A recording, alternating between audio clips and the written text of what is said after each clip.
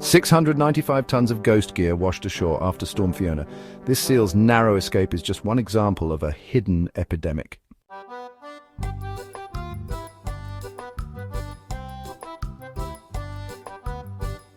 According to the Global Ghost Gear Initiative, volunteers hauled in 695 tons of lost nets and lines from Atlantic Canada's beaches after Storm Fiona washed them ashore.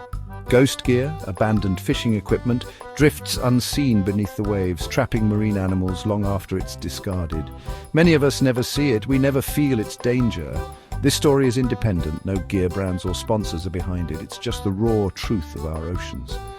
Beneath the churning surf, seals, whales and turtles swim into invisible snares every single day. A young seal pup thrashes in panic, its throat constricted by a loop of monofilament line it cannot see.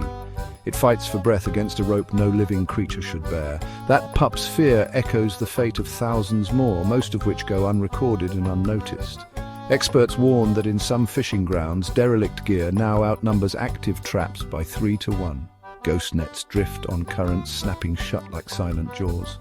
They smother coral reefs, blanketing vibrant polyps under tangled blankets. They brood over seagrass meadows, smothering nurseries crucial to fish, crabs and shrimp. Local fishers report empty nets and shrinking catches where gear blankets the seafloor.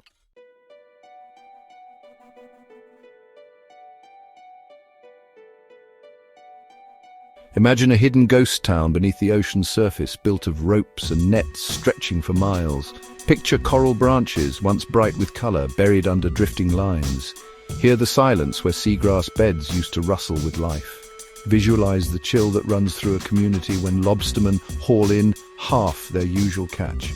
Each lost animal, each vacant trap, spells out a larger crisis. Yet for most of us, this horror remains out of sight and out of mind until something personal grabs our attention. That's why a brief clip of a kayaking guide in Namibia cutting a fishing line from a baby seal's neck struck a chord around the globe.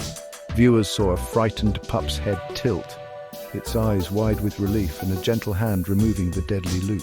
In a dozen seconds, empathy took hold. That resonant moment proved more powerful than pages of data or hours of reports.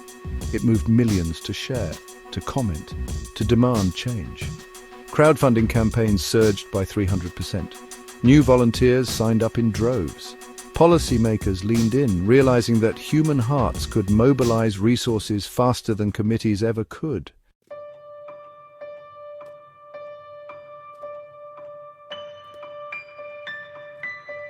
Despite decades of warnings and cleanup efforts, the volume of ghost gear keeps rising. The Global Ghost Gear Initiative now unites over 130 partners, NGOs, governments, fishing companies, because no single group can tackle this alone.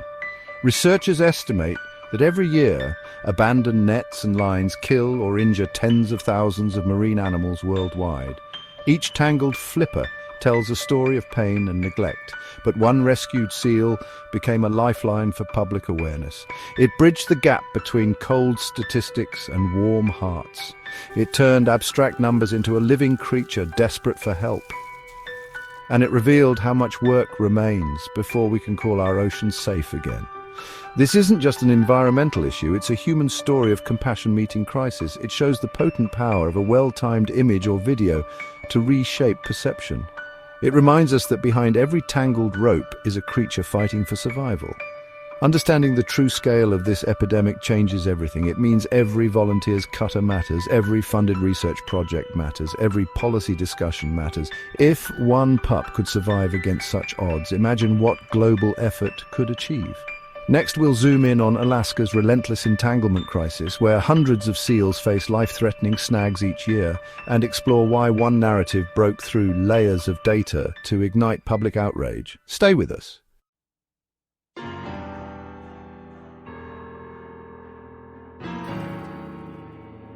Sponsor disclosure: no gear brand affiliations. According to NOAA, Alaska records over 500 seal entanglements each year. Many of these cases end in severe injury or death, yet most never spark widespread attention.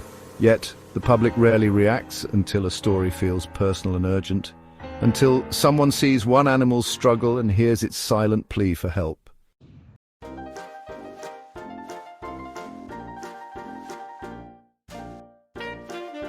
Alaska's coastline spans over 50,000 miles, from remote bays to icy fjords. Small villages dot the shores where residents depend on wildlife for food. Volunteers come from fishing crews, university teams, and local elders. They face sub-zero winds and grinding waves just to reach one seal. Researchers estimate ghost gear kills over 1,000 marine mammals in Alaska each year. Volunteers logged more than 25 tons of nets and lines in a single summer season. These efforts highlight the scale of the crisis and the dedication of local communities. Sam Peters grew up on Kodiak Island. As a teen, she learned to dive beneath the ice. Today, she leads year-round rescue missions.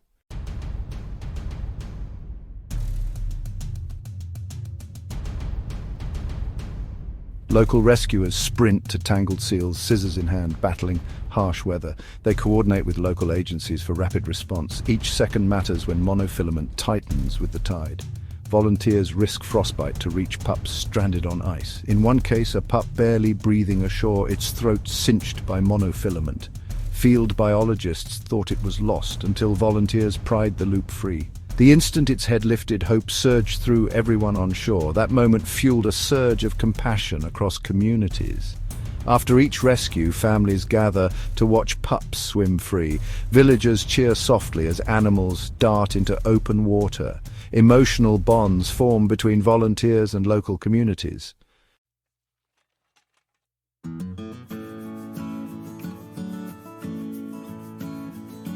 Teams use drones to survey ice floes and map drift lines. Thermal cameras spot seals hidden under snow. Communication radios link remote shelters to rescue boats. Even brave rescues struggle for spotlight. Most clips stay locked in researchers' archives or on drives. Without millions of views, these life-and-death moments vanish into obscurity. Urgent calls for help go unheard, and funding remains scarce. Despite public donations, funding remains unpredictable. Many rescues depend on ad hoc grants and community bake sales. Stable budgets would save more lives. University labs analyze entanglement data to improve response times. Findings inform policy proposals and gear marking programs. Warming waters push seals into new areas where ghost gear lurks in unfamiliar grounds. Melting ice alters currents, sending nets adrift into fragile habitats. But then, everything changed. When one seal's rescue clip broke free online, social media lit up. Donations to disentanglement groups jumped 300%. Volunteer sign-ups surged and policymakers took notice of the ghost gear crisis. That single moment proved empathy's power. Viewers who once scrolled past statistics paused, shared, and demanded change. It showed how human stories can translate data into urgent support. Rescue narratives became the catalyst for real resources and action. Each rescue reminds us that human kindness meets science to protect our planet's most vulnerable creatures. Together we can amplify every call for help. Coming up, 12 seconds that changed everything. Stay tuned to discover how a brief viral clip outperformed months of advocacy. We'll reveal the science behind virality. In the next segment, we'll explore how viral moments become catalysts for systematic change. Then learn how you can turn empathy into action for our ocean's future. Your voice matters. Share these stories and demand support for Alaska's SEAL rescue teams. Let's dive deeper.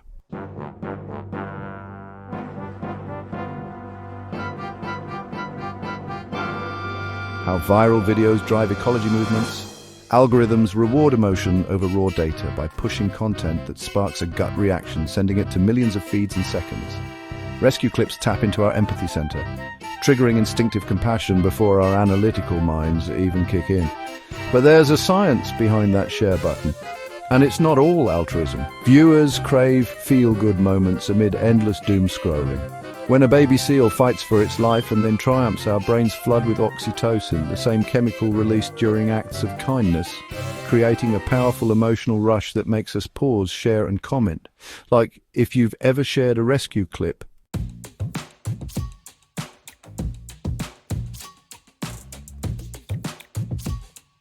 creators quickly catch on, chasing traffic with every disentanglement video they can film. They string together heart-tugging scenes, careful to capture the exact moment of relief when the animal is freed.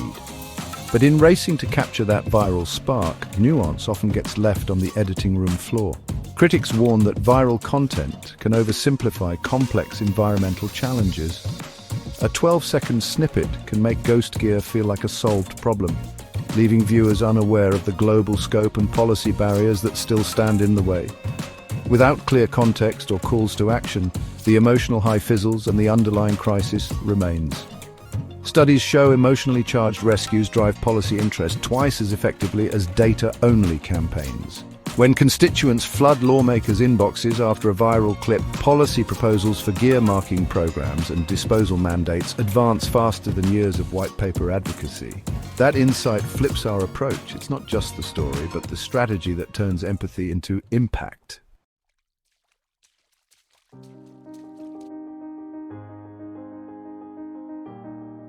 Harnessing that power responsibly could reshape entire movements. By pairing each rescue moment with clear next steps, signing petitions, supporting recycling initiatives, or urging legislators to act, we bridge emotion and action.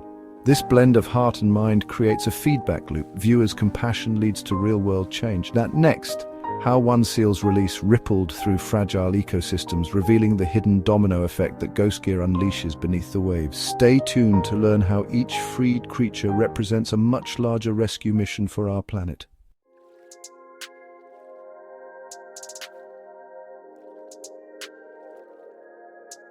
Fishing line doesn't just trap animals, it smothers coral branches and blankets seagrass meadows, choking off the habitats that young fish and invertebrates need to survive. Polyps lose access to sunlight and clean water flows, stunting reef growth and turning vibrant gardens into barren rock fields. Seagrass blades, once swaying with life, lie buried under tangled nets, unable to photosynthesize or regenerate. Our mission: protect every fin and frond. But this destruction goes far deeper than the ocean floor. It reverberates through every species connected by the web of life, setting off a domino effect in the food web that threatens entire communities. When a keystone species like a seal is lost, the balance shifts and predators, prey and plant life all feel the impact.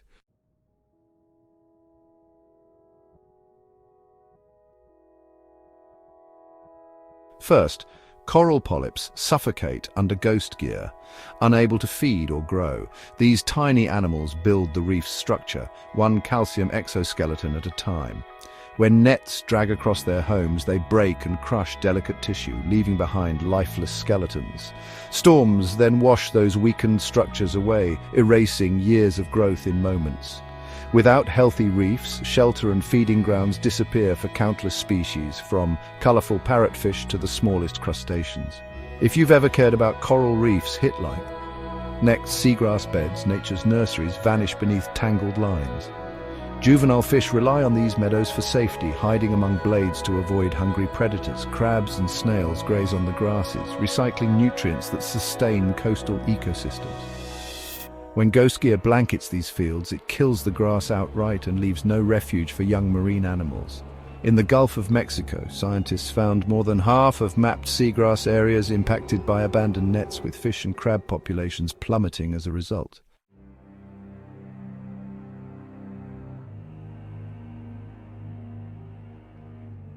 Then local fisheries feel the blow. Lobstermen in Maine report pots set near ghost gear recover far fewer lobsters than traps in clean waters. Snapper and grouper catches shrink along coral coasts, forcing fishers to travel farther and fish harder for smaller hauls. Some give up traditional grounds entirely, shifting pressure to other areas and creating new ecological stress points. Fishing communities, already on the front line of ocean change, face economic hardship as their livelihoods slip through tangled lines. In one protected bay, ghost gear drove seal populations down by 40% in just 4 years. Marine biologists tracked births and deaths, noting a sharp rise in entanglement cases after a large net drifted into the sanctuary. Pups born that season had lower survival rates, and the overall seal count plunged from 1,200 to 720. Only after a massive cleanup and gear retrieval campaign did numbers begin to climb again, showing that targeted action can reverse even severe declines.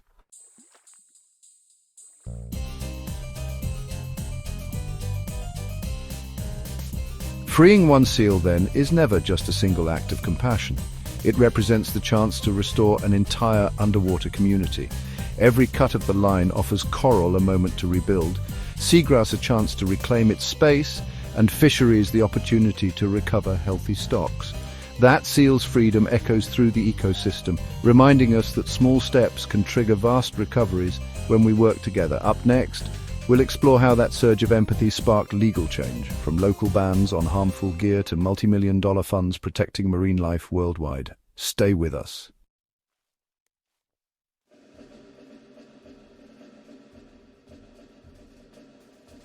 Act 2.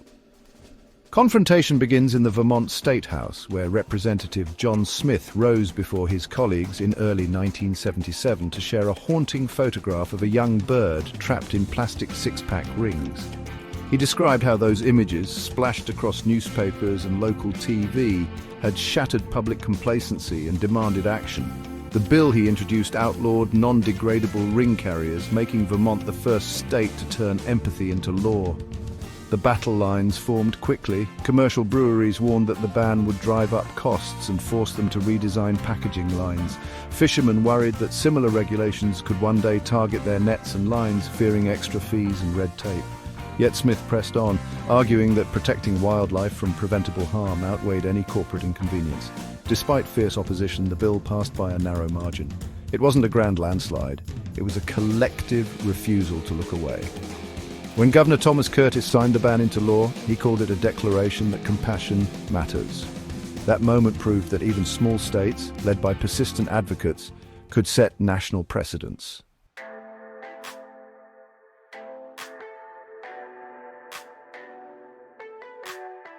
From there, Vermont's victory sparked a wave of legislative action. Within a decade, 27 other states adopted similar bans, and in 1988, Congress passed a federal law requiring all ring carriers to be photodegradable, like if you believe policy can save wildlife. But as our focus shifts from rings to ghost nets, the challenge grows more complex. Derelict fishing gear drifts across thousands of miles of ocean, crossing state and national boundaries without regard for local laws. Enacting a ban in one region means little if neighboring waters remain unregulated. Fishers and policymakers resist mandatory gear reporting mandates, arguing that marking every net and line with unique IDs will cost small coastal communities thousands of dollars and slow down fishing operations. They warn that heavy fines for unreported losses could devastate families already battling rising fuel and equipment costs. Enforcement remains uneven. Even where ghost gear laws exist, remote shorelines go unmonitored and ghost nets pile up in forgotten corners of bays and estuaries. Volunteers in New England recount finding heavy nets entangled in rockweed with no clear way to trace them back to their owners. Without coordinated patrols or mandatory port inspections, lost gear slips through the cracks.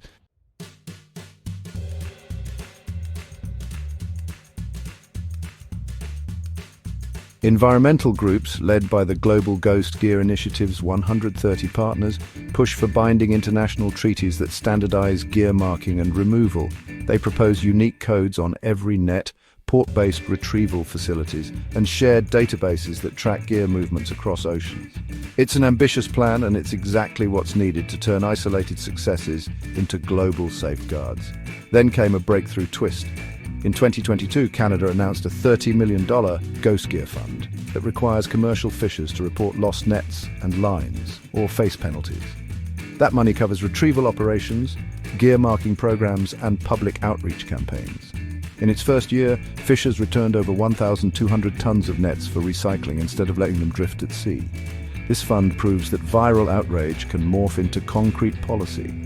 When millions worldwide watched a baby seal's narrow escape, they didn't just click like, they wrote to their representatives, signed petitions, and demanded accountability. Lawmakers responded with dollars and mandates, showing that compassion captured on camera can hammer through bureaucracy faster than white paper proposals ever could.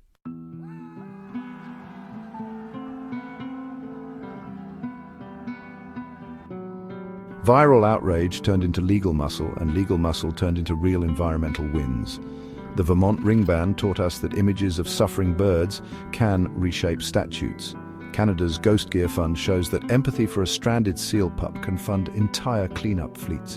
When we channel collective outrage into legislative action, we build safeguards that outlast any single viral moment. Now, the question becomes, Will more nations follow suit? Can we transform fleeting compassion into lasting global treaties? Up next, discover the cutting-edge innovations from edible rings to ropeless traps that may finally break the cycle of marine pollution. Edible rings, biodegradable lines, ropeless traps. Learn how public pressure is rewriting the future of marine gear.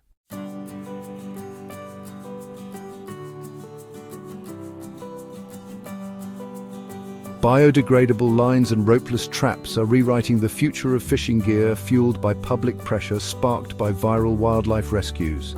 Our mission: protect every fin and frond. From edible six-pack rings made of brewery byproducts to acoustic-release crab traps, innovators tackle pollution at its source. But widespread adoption depends on consumer demand, and that movement often begins online.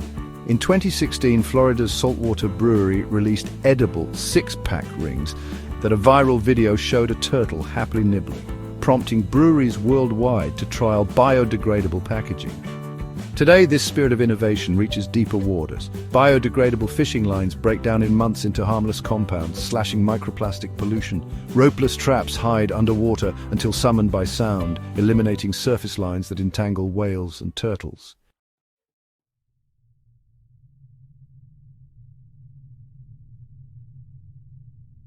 But these solutions face real hurdles. Biodegradable lines still cost twice as much as standard nylon, $20 to $40 per spool. So a small fleet may face thousands in extra seasonal expenses. Ropeless gear demands new winches and training, with upfront investments of several $1,000s per boat, clashing with long-standing fishing traditions. And in rough seas, some test pilots report acoustic misfires that leave traps inactive for days, risking both catch and income. Despite these barriers, trials show promise. The EU-funded Sea Life project in Cyprus equipped local fishers with ropeless traps and training. Within 6 months, 70% reported fewer entanglements and no gear losses, though some called for improved user guides.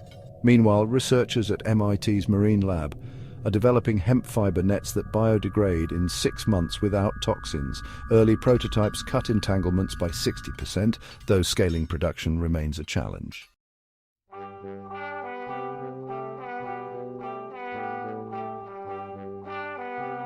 Local businesses amplify these innovations. At Paphos Harbour, a seafood restaurant launched a Ghost Gear-free menu featuring catch harvested with ropeless traps.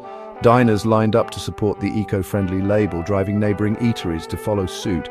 Imagine if every coastal diner listed gear type on its menu, transparency that could shift entire markets. Take Carlos Martinez, a 38-year-old crabber from Monterey. After customers at Fisherman's Wharf asked for seafood caught without surface buoys, he invested in ropeless traps. Within 3 months, his sales rose by 15%, and local gear suppliers reported a surge in orders. His story, shared across social media, inspired dozens of fellow fishers to explore sustainable gear options. Step 1. Talk to your seafood vendor about sourcing catch from fishers using biodegradable lines or ropeless traps. Step 2. Order biodegradable fishing line from vendors like Ecoline Company to support innovation. Step 3. Ask your favorite restaurant to highlight eco gear on its menu. If you're ready to take action like this chapter, and comment your city below if you want a Ghost Gear cleanup.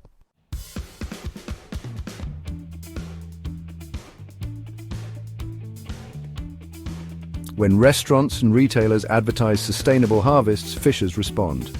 A consumer impact study found that once buyers demanded eco-friendly gear, 80% of suppliers switched to biodegradable lines or ropeless traps, overcoming cost barriers. That market pressure shows how your choices ripple through supply chains.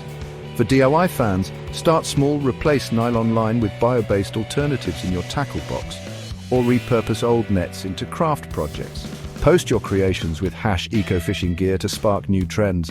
Those grassroots efforts amplify viral moments into lasting norms. Policy is catching up too. Several coastal states now propose rebates for eco-gear purchases, while international talks explore mandatory gear reporting codes. When consumer demand, industry innovation, and policy align, viral compassion becomes binding change. Every share and every purchase builds momentum. Comment your city below if you want a Ghost Gear cleanup, and if you believe in cleaner oceans, hit subscribe, share this story, and demand eco gear now. Together we can turn outrage into innovation and save marine life one solution at a time.